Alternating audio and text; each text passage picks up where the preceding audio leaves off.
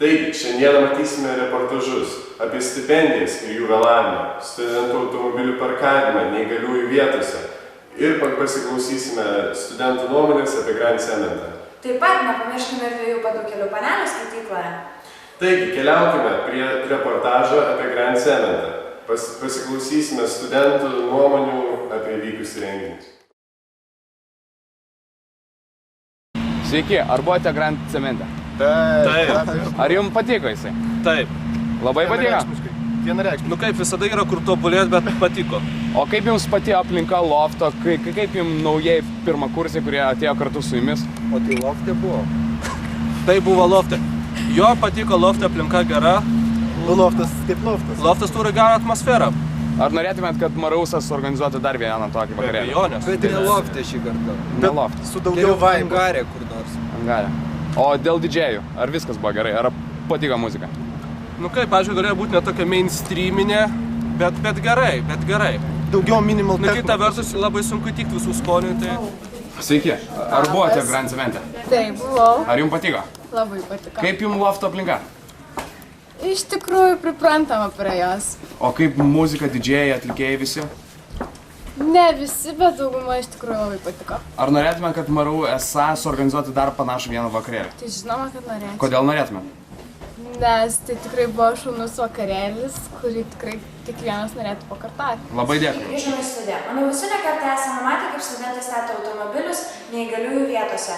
Manau, tai kelia nepasitenkinimą ne vienam. Štai reportažas apie tai.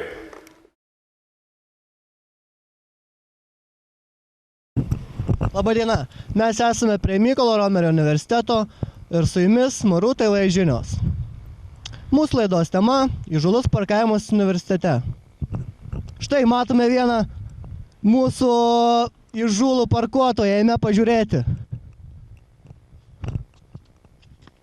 Atsiprašau, pakomentuokite savo įžūlų parkavimąsi. Atsiprašau, kokį įžūlų parkavimąsi aš nesuprantu. Kaip jūs galite? Ai, gerai, žmogus, iš tikrųjų. Ne! Parodykite pažymėjimą savo. Turite pažymėjimą? Atsiprašau.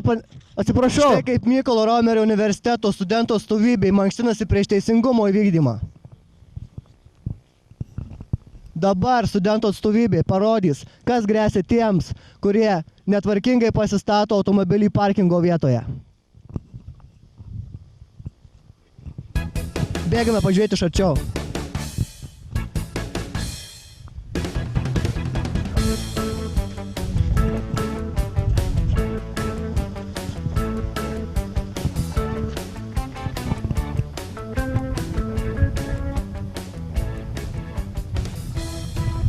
Teisingumas įvykdytas iki galo.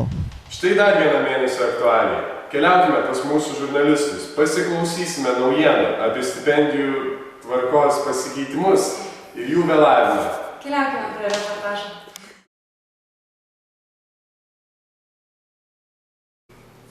Tikriausiai daugeliui pastaruoju metu iškilo klausimas, kaip bus su stipendijomis, kokia pakeitimų tvarka. Apie tai jums trumpai papasakos studentų atstovė. Sveiki.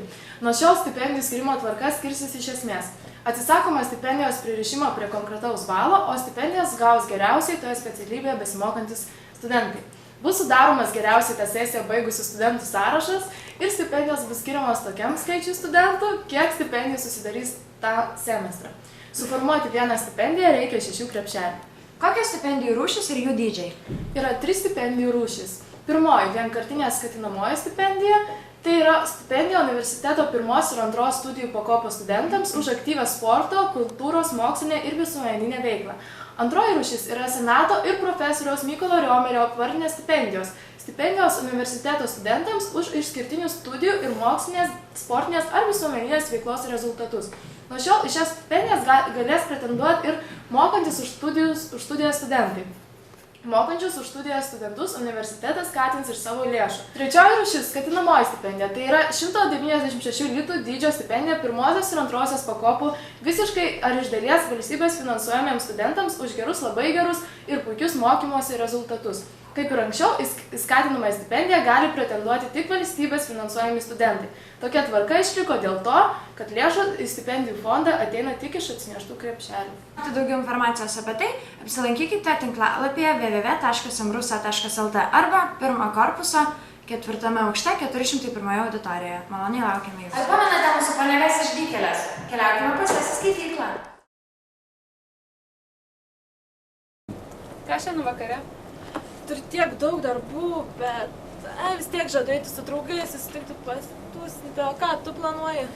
Tau gerai, aš tai vad bandysiu kursinį pabaigti, bet kaip čia pabaigsiu skaitykloj? Tiek vaikinų sėdi, o dar jeigu sekmadienį, tai laisvas reiškės. Jo, gal pakviečiam šiandien juos vienos. Davai, bet tu pakviesi. Kodėl aš? Nu tu. Išėjo. Bent kursinį pabaigsiu. Ačiū, kad buvote su mumis, iki kito susitikimo. Su jumis atsisveikina Naruose TV.